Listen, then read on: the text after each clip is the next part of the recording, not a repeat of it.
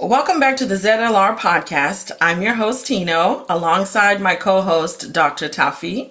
Today's episode is all about the intersection of identity and innovation, how artificial intelligence, when used intentionally, can help brands find their true voice and tell their story more powerfully.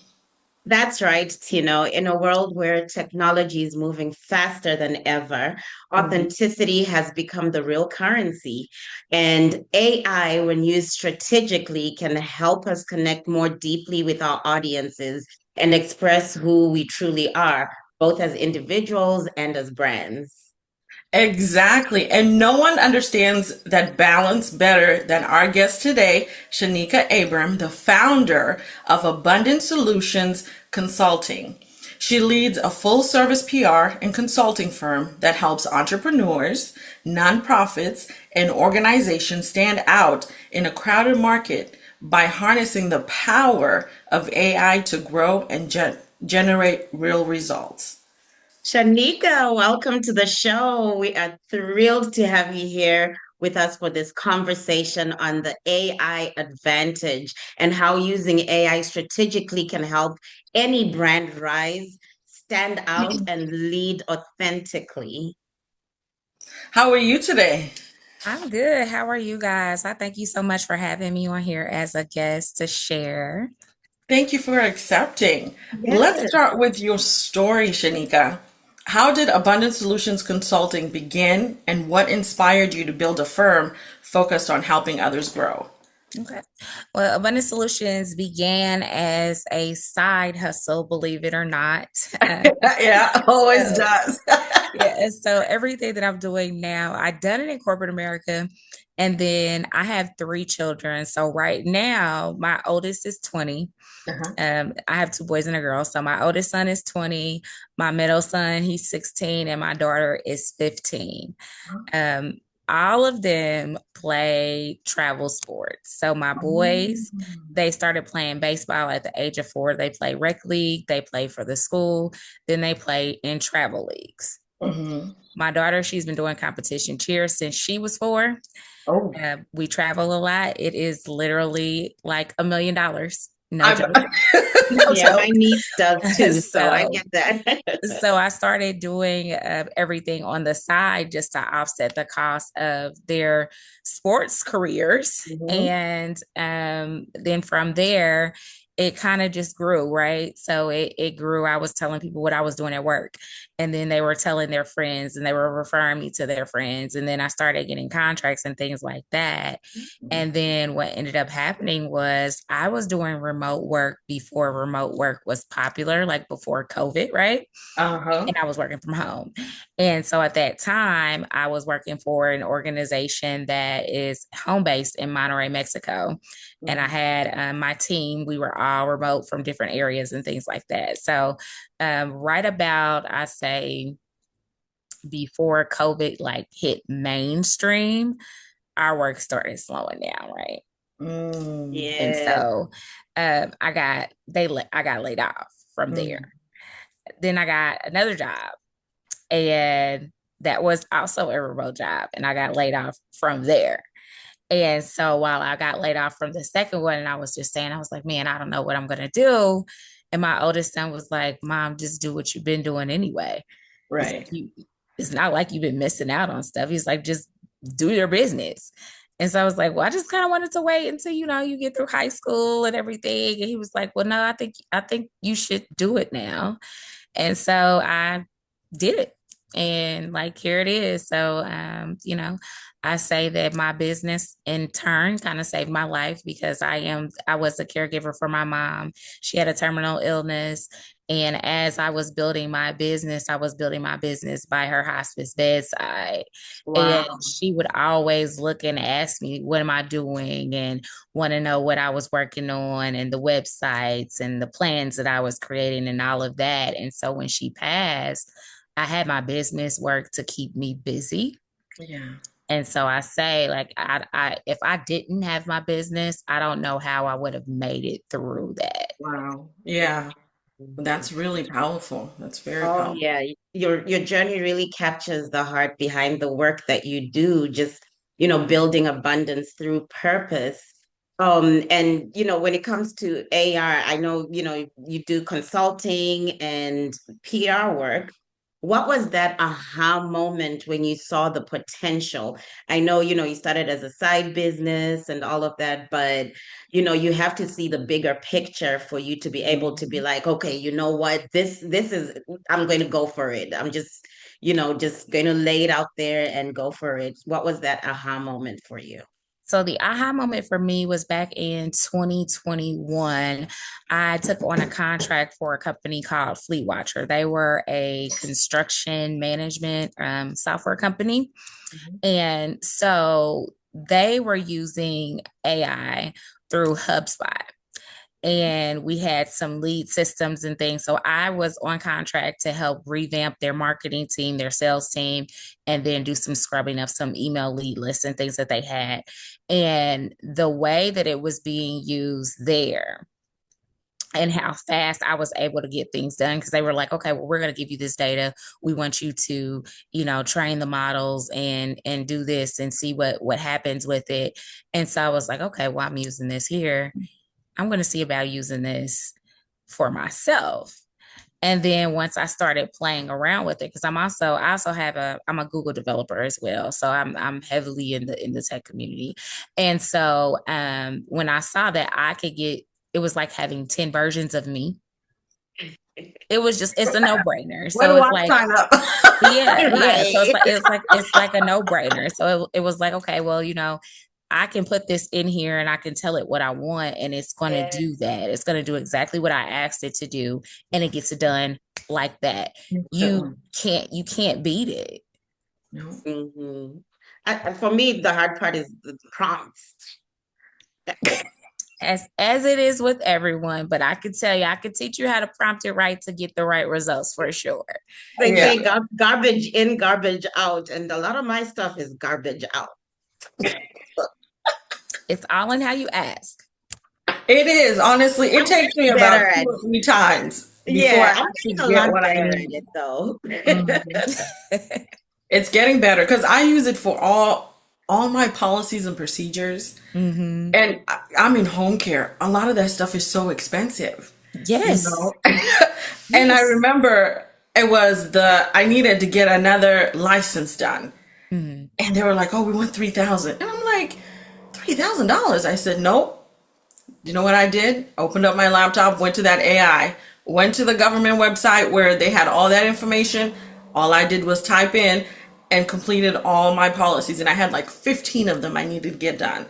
And through AI, I got it completed. So it definitely does work. Those prompts are definitely, it probably took me a lot longer because I didn't know exactly what to put in, but it is definitely a lifesaver. Oh yeah. And it saved you some money. $3,000 worth. And even now I don't even mess around. If I really need help, I will contact an individual who can help, but it's not to help with everything. Right. You still need people's help. So sometimes you have to still reach out to people, but AI, it's tea. Yes. So when we talk about the AI advantage, what does that mean for entrepreneurs and organizations right now? So I title it the AI advantage because I want people to get used to leveraging it, right? Because it's a lot of people that are scared of it, or they'll say it's robots or it's taken away from creativity. Everybody sounds the same and all of that. But really, when you use a tool to your advantage, you have the one up, right? And so it's like, if you just use this, if you know what you need to use the AI for, if you know what you're trying to do, if you have a goal in mind, there's an AI tool for almost any and everything that you could possibly think of. But if you put that stuff and you use the systems for what it's worth, you literally have the advantage. What are your thoughts on virtual assistants? Virtual assistants are lifesavers. And I say that because I'm one person. You're one person, Dr. Taffy's one person. We have to eat, we have to sleep. We want to have a social life sometimes. We might want to have a love interest. So we might be married or we might be single, we might have friends, whatever it is. You got family members. We're getting pulled in a million different ways, right? And for the most part, with entrepreneurs, generally, most of the people that you meet that are entrepreneurs, we are serial entrepreneurs. So it's not like we just have one business, we have multiple. If you have multiple businesses, there is no possible way that you can take care of everything by yourself. If you do, you're giving yourself and your business a disadvantage because you are not the expert in everything. Virtual assistants are lifesavers because they can come in and they can help and they can assist and take some of those small things that add up to be quite a bit off of your hands. So love VAs. You're right though that a lot of people are hesitant about using AI, and they worry that it's too technical or it'll take away from the human touch. And I hear a lot of people saying, well, it's taking our jobs, it's taking our jobs, and robots are going to take over the world, but it's because people don't really understand it. I absolutely love AI, right?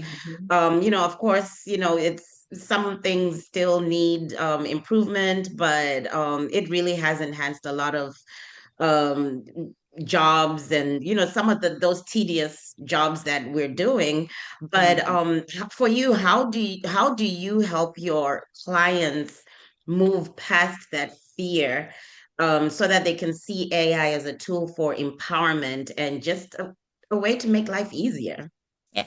So I do it in two ways. I do a story. So I tell a story about cell phones. Yeah. So cell phones back in the day, I don't know how old you guys are, so I'm not gonna date you. Oh, I'll we just know date the back in the day okay. phones now. Don't worry. Okay, I was gonna say I'll just date myself, right? No, we're right there with you. But back in the days when cell phones came out, I was like, I think I was in like middle school maybe when the big phone came out, and not that many people had them. And then when I got into high school, it became more popular. And then college, people started getting cell phones often, things like that. But at first, when the cell phones came out, we were just like, okay, well, I don't need a cell phone because I have a house phone. Like I don't need that, you know. And now you think about how it has evolved, right? Just within 20 years. So we went from having cell phones where the minutes were free, like we had to wait until the minutes were free Until at 9 p.m. At 9 p.m. And then we had unlimited talk and text plans that came through, and then they went away with all of that, right? Now we're using our cell phones for, like, nobody has a home phone anymore. Yeah. Like nobody has a landline, almost nobody. And then, we're doing more things with our cell phones. So we're checking our emails, we're video calling people, we're on the social networks, we have Slack communities, and all of this technology that's woven into our phones, to where if we don't have our phones, we can't get into our emails sometimes, or we can't get into our houses because we have smart houses with smart locks and things like that. So we use our cell phones for everything. Back in the day, it was taboo. Same thing is going to happen with the AI. I mean, it has to get its way. So like right now, we're still finding its way and it's evolving. But about 10 years from now, these babies are going to be using it. Oh, yes. The babies are going to be using it, and they're going to be using it, and they're going to be way better than we are at it because they grew up with it. So that's kind of how I get people to change their mind around it a bit, is that. And then also, again, if I also ask them what their biggest mountain is, like, what is your mountain? And if you can talk about whatever your biggest problem is, and if that mountain was moved away from you, then how much of a benefit would you say this was? Like, would you say it's priceless? So I have them tell me what their mountain is. And then we do a nice little exercise. We hop on over to ChatGPT. We put the mountain into ChatGPT, and then we do a little prompt exercise. And then that's hands-on work right there. And they see how fast it gets done. And then mindset change. It takes a while sometimes, but again, it's all about your perspective and what you're doing. Yeah. Now, is it going to take over the world? Maybe. And if it does anyway, I feel like the way society is set up, we always circle back. Like we're literally just going in a circle. It'll be okay. You just have to adjust. Like, Mhm. or go find, like, you know how they have all the skilled services like plumbers, electricians. Make sure you have a job that's a necessity. And not everyone can have a job like that, but just to make yourself feel better. Because I hear a lot of people that are just nervous that I'm about to lose my job because of AI. But it's not that bad. You got to make yourself useful, right? Yeah, absolutely. And maybe There was a young learn. lady, she lost her job and she's in Deloitte.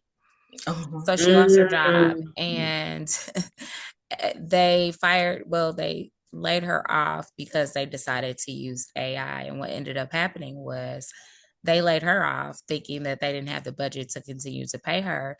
And the AI system that they used, Mhm. it created some false records and budget reports. And so there was like a $440,000 suit that they had to pay to the state of Illinois because of that error. This recently just happened, like My literally goodness. within the last month, um, because they didn't have a human checking the AI, Right. You still need and someone AI to Yeah, you still still need, hallucinates at yeah. times. And so because of that, like that legit is something that happened. And there's other companies that they've fired their staff or they've laid off their staff and had to call them back because they just bought the AI system. They didn't train their models. Oh, Mm. You still have to train your models. You still have to have yeah. someone that's there checking what's coming out to make sure that it's the right thing. So, I mean, is AI replacing jobs? It is replacing some of like the administrative tasks because those are mundane things, right? Mhm, But mhm. some companies aren't actually firing or getting rid of their staff. They're actually teaching them or Mhm. having them use AI so that they can continue to operate in their role. They just have to adopt the usage of AI. Mhm. Wow. Can you share a success story where AI made a real difference for one of your clients, maybe like in helping them stand out, grow, or generate more revenue? Absolutely. So, one of my clients, which she just came through my class, so she just graduated last week from my prompt engineering class. But with her, her class was very small, so we had a little bit more one-on-one time because that class was very small. But what we were able to do was she was able to not only, and again, she's one that's a serial entrepreneur, so she has like 3 businesses, but she was able to see or use AI to do some of her dispatching for her logistics business. So it Mhm. saved her some overhead time with that. She also does taxes. So she was able to implement an AI agent to take her calls and do her intake forms for her and things like that. So her business has gotten off to a head start this year with tax season, for the individuals that are doing taxes with her. And she was able to secure, she said she's able to secure like 50 clients. So huge Wow. success story. Super excited about that. You guys heard about it first. So I'll be dropping her testimonial online That's soon, but you guys heard it first. incredible. That is incredible. Just how the right tools paired with the right strategy can completely transform outcomes. So for small businesses or nonprofits who want to start using AI but don't know where to begin, what's one simple strategic step that they can take right now? So I'll give them two. And the reason why I say I give them two is because I always want to have people use AI safely. Yeah. Okay. So safely, meaning protect yourself. So the first thing would be to one, play around with AI, get familiar with it. The only way you're going to get comfortable with something is if you continue to work with it and you have hands-on activity with it. So I say start out with Chat GPT because that's one of the easier ones. Mm. And then whatever it is that you're wanting to do, make sure that while you're in there, you are very general with everything that you enter so that you're not sharing or losing any of your proper your intellectual property or I don't know why I can't say this word today. I say it all the time, but you don't want to lose any of your intellectual property or anything like that. So be very general with things when you're entering in about your business, but always give your prompts a job. So if you're wanting to do something surrounding marketing, you can say acting as a marketing strategist. Or if you're wanting to get some data, acting as a data analyst. So give it a role. Okay.